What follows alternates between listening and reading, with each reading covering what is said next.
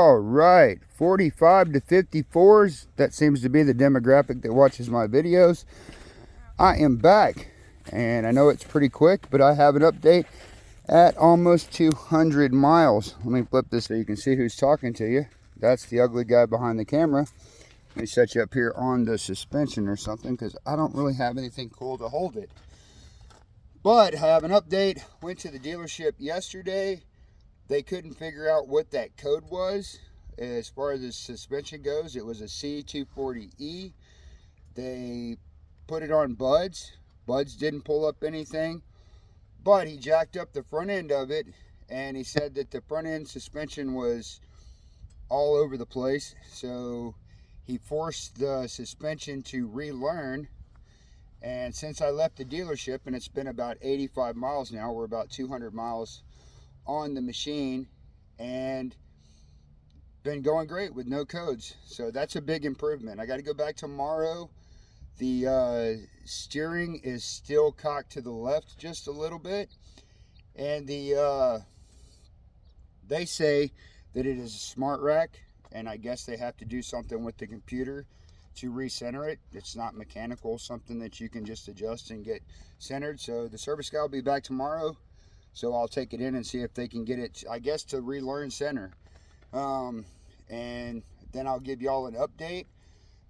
They had to tighten up quite a few screws on the plastics. I guess they didn't get it. Let me pull this up here and I'll flip the camera. I mean, I got a piece of plastic here. I mean, look at that. Screws come out of it. Yeah. Once again, like I said, for the money, you would think that they would do better than that. Let's see what else. Oh, shifting. No sooner than I left the dealership that I started cruising in it, and I guess it's learning. We're at almost 200 miles, and I think that the transmission has to learn from the get-go. When I first got this machine, when I was cruising through town, 35 miles an hour, it wanted to have the RPMs about 5,500, which is, it's loud and jerky.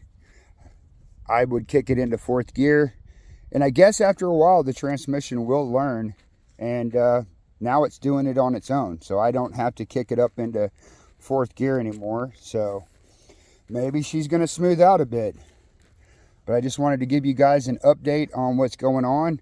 Hope y'all enjoyed the video that I added in the beginning with the her brand new in the box, and after they had her assembled. That glow and exhaust one, that kind of blew my mind. But if y'all like this video and y'all want more updates, just let me know. My last video got 1,200. 45 to 54s, that's old, guys.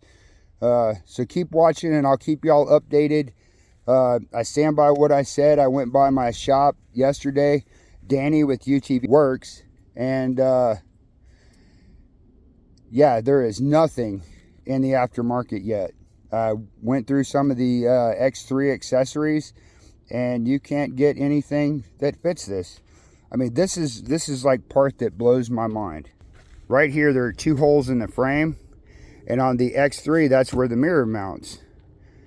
They have made this 10 millimeters different, so you can't put your X3 accessories on it. I mean, come on, guys. I mean, why 10 millimeters apart? Why not make it just like the X3, so at least we can have some mirrors? I mean, did they do that on purpose, just so we have to buy the latest and greatest and newest accessories? You know, and some people say that's nitpicky, but I don't know. You know, symmetry across the board with some stuff that, you know, will work on multiple units rather than, you know, just stuff that clamps around the cage, which the cage is, you know, not 1 3/4. It's a little bit bigger, so you know you have to go with 2 inches or custom made for, and you have to put shims in it, and I don't know. And some guys will say that, you know, quit crying about it, but it's not. I don't know. It's just stuff I would have thought of, you know, because if I want somebody to buy my machine, I wouldn't care so much about if they bought my mirrors or not. I would just want them to be happy. A happy customer comes back. But yeah, that's really all I have to say today. I'm loving the machine. I guess that didn't come across in the first video. I loved my X3 RS. I love that machine. Put 1,500 miles on it in 2 months.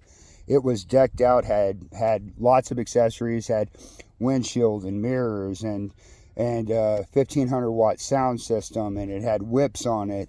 And I had the grab handle. See, that's one reason why those holes, I wish they were just like an X3, because the Tusk grab handles, I love those for getting in and out of it. I mean, I'm an old fart. And I like to grab onto stuff when I'm jumping in a machine, not hanging on my door. Hope you guys are enjoying the video. Please like and subscribe. You know, it's going to help me to grow and just get honest stuff out to real people.